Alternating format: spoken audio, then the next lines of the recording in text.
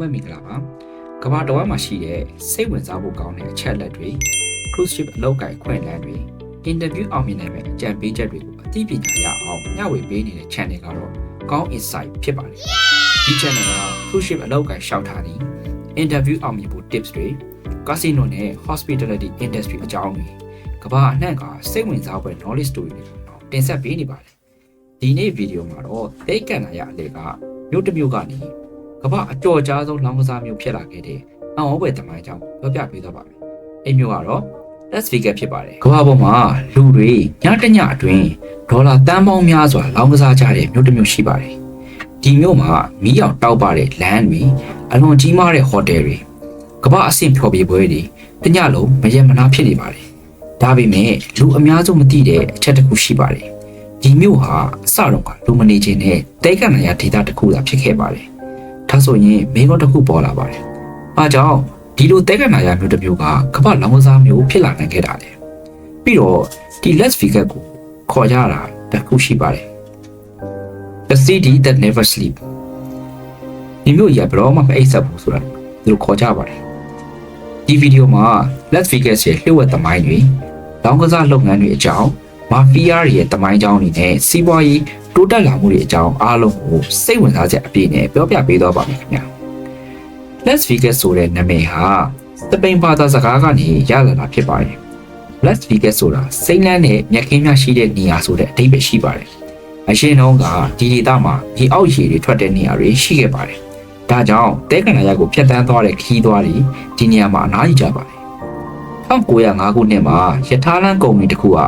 ဒီနေရာမှာယထာဘူတာတိစောက်ခဲ့ပါတယ်။အဲ့ဒီအချိန်ကနေမြို့ငယ်လေးတဖြည်းဖြည်းတည်လာခဲ့ပါတယ်။1930ဝန်းကျင်မှာ American နိုင်ငံမှာစီးပွားရေးပြိုလဲမှုကြီးဖြစ်ခဲ့ပါတယ်။ဒီအချိန်ကို Great Depression လို့ခေါ်ကြပါတယ်။ဒီပြဿနာကြောင့်လူအများစုအလုံးမရှိဖြစ်လာကြပါတယ်။ဒါကြောင့် Nevada ပြည်နယ်အစိုးရကစီးပွားရေးပြန်လည်တိုးတက်စေဖို့လောင်းကစားကိုတရားဝင်ခွင့်ပြုလိုက်ပါတယ်ခင်ဗျ။ဒီဆုံးဖြတ်ချက်က Las Vegas ရဲ့အနာဂတ်ကိုပြောင်းလဲသွားစေခဲ့ပါတယ်။1930ခုနှစ်တွင်မှာ American အစိုးရက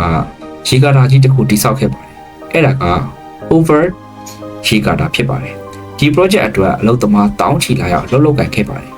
။အလုပ်ပြီးတဲ့အချိန်တွေမှာသူတို့က Las Vegas မြို့ကိုလာပြီးအပန်းဖြေစားတောက်ပြီးလောင်းကစားလုပ်ကြပါတယ်။ဒါကြောင့် Las Vegas စီးပွားရေးဟာတဖြည်းဖြည်းတိုးတက်လာပါတယ်။1940နဲ့1950ခုနှစ်တွင်မှာLas Vegas Casino Industry တွေကိုမာဖီးယားဖွဲ့တွေဝင်လာကြပါတယ်။သူတို့ထဲမှာနာမည်ကြီးလူတစ်ယောက်နာမည်က Maxi CK ဖြစ်ပါတယ်။တပတ်ကတော့မားတယ်မှာပဲပေါ့နော်။သူက Las Vegas ကို Luxury Casino City ဖြစ်အောင်စိတ်ကူးခဲ့ပါတယ်။သူဖွင့်ခဲ့တဲ့ casino ကတော့ Flamingo Las Vegas ဖြစ်ပါတယ်။ဒီ casino က Modern Las Vegas ရဲ့အစဖြစ်လာခဲ့ပါတယ်။ Las Vegas ရဲ့နာမည်အကြီးဆုံးလမ်းကိုပြောပါဆိုရင် Las Vegas Strip ဖြစ်ပါတယ်။ဒီနေရာမှာစင်ကန်ဟိုတယ်ကြီးတွေလောင်းကစားရုံကြီးတွေဖျော်ဖြေပွဲရုံတွေအများကြီးတည်ဆောက်ထားပါတယ်။ဥပမာ Bellagio Las Vegas, Caesar Palace, MGM Grand Las Vegas တို့ဖြစ်ပါတယ်။ဒါတွေကထင်ရှားတဲ့